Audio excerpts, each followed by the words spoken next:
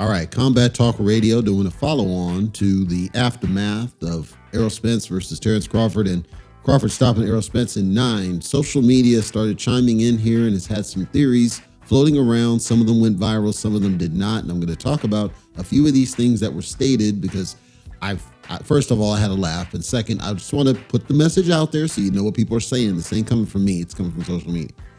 So the story of this, after Crawford gets the stoppage and after Crawford literally just dominates Errol Spence in the ring, people started theorizing that Crawford might have been on PEDs. So then people started going back in history, as they tend to do on social media, and they dug up an old tweet from Terence Crawford back in November. November is after the first negotiations broke down, where Terence walked away from negotiations. In this tweet, he says, quote, "Errol Spence, I know why they had to drag this negotiation out. I know and heard from some close people to you what you be doing over there now. Get yourself together and stop doing that shit, and you know what I'm talking about." So after they drug this up, again, this is fresh off the domination that he did here, all of a sudden, social media started going nuts with theories that Terence Crawford might have been on some drugs, and that's the reason for his dominant performance. I want to go through a couple of these just so that you understand what we're doing here. User Mark Faber says, quote, "Crawford, that dude need to be drug tested. I'm serious. I never seen such a dominance of an elite fighter like that ever. Drug test him." User DH Diego Meira says, quote, "I think we know who needs a drug test," and has a meme of, I forget the name of this show, but it's a guy walking out the door. User Real Pac Santana says, quote, "Spence looking like Franklin Saint in the jail visit scene." I don't know what that means. "Drug test Crawford in the ring right now." User Pelvic Sorcerer says, quote, "Drug test Crawford immediately." User Jason C214 says, quote, "They need a drug test Crawford." User Strongest says, quote, "Crawford? Drug test him." User Little Pad says, quote, "Crawford needs a drug test immediately. What is this?" And a laughing meme.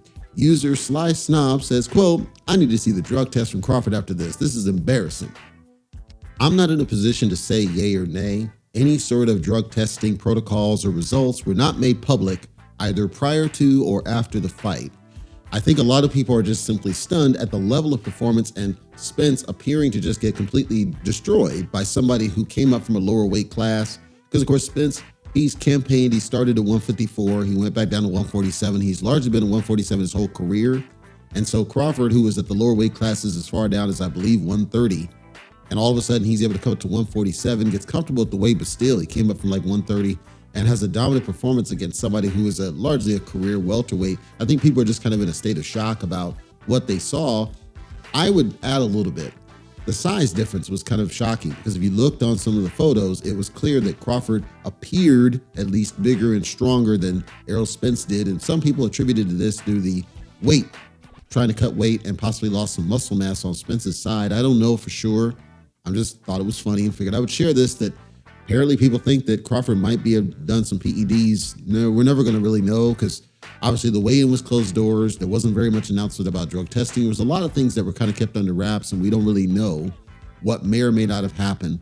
Regardless, it was a dominant performance. It was a shockingly dominant performance for what it was, and nobody, I don't think, has a good picture of why it was so dominant. There are theories, and that's all we really have, which is why I feel that the 154 rematch is the best way to solve that and get rid of the noise. Because if it happens at 154 and Spence actually looks much better there, even if he loses, but if he at least looks like he's competitive for however long it lasts, it'll defray the narrative that it was nothing more than just Crawford's dominance. It'll say, okay, maybe he was weight drained, or maybe there was drug whatever, or something else that smoked the 147 side. There's nothing you can do at 147. Crawford already made history and it's in the books. But at least you can calm the noise down and say, maybe there was something at 147 that caused that loss and Spence might be able to avenge it, or at least look much more, like he's in the fight than he did in the last fight that we just saw. I don't know that.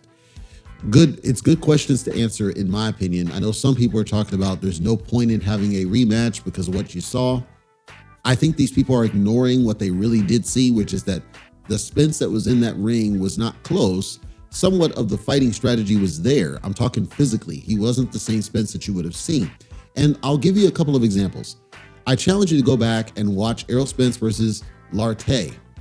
Lartey is the one who rocked Errol Spence flush on the chin. If you look at the size of these two guys, They were massive for what it was. If you go back and look at Spence versus Sean Porter, Spence looked much bigger there than he did against Terence Crawford. We got to answer the question about why that was.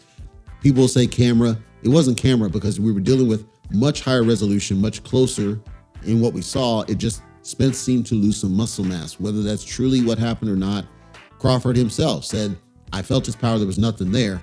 How can that be when you got a guy who was able to drop Sean Porter, who was able to hurt so many different people, against a guy in Crawford who got two-pieced, wobbled and dropped by somebody like Kavaliauskas and bambied by somebody like Gamboa? These are questions I just want to have answered to know what's really going on. Because the only commonality here is Spence not appearing to have the power that he is accustomed to showing.